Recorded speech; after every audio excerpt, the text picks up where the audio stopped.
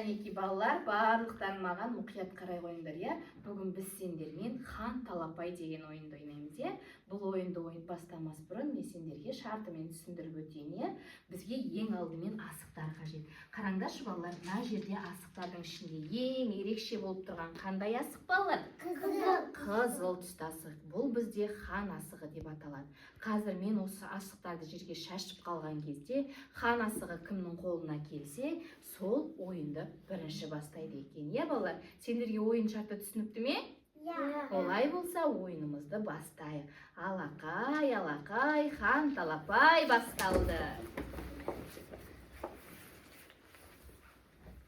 Елханның қолында екен.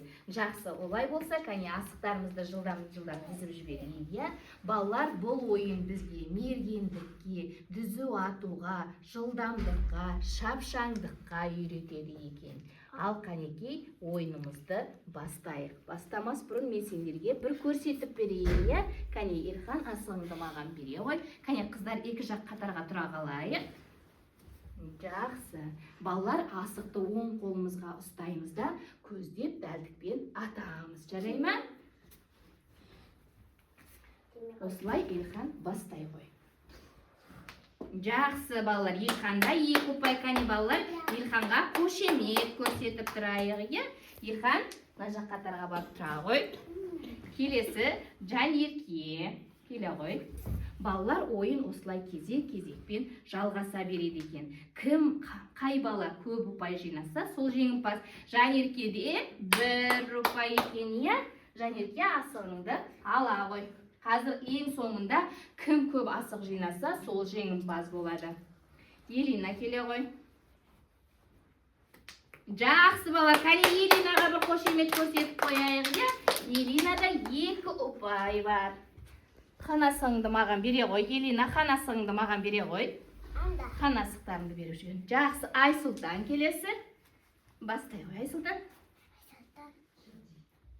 Айсұлтан, неге атталмадың? Кәне, тағы да бір атып көрейін. Айсұлтан, қаттатамыз, е? Жақсы, келесі де. Кел, Аяру. Жылдам ата қойыңдар, кәне. Жақсы. Елхан, қанасығын алып келе қойшы. Өзің келіп ата ғой. Сенің кезегің келді, е? Жақсы. Жанерке келе ғой. Жанерке келе ғой. Ата ғой. Көз деп атамыз, е балалар? Көз деп атамыз, дүзу. Атамыз. Жақсы. Кәнеке Жанеркеге бір қошемет. Елина келе ғой.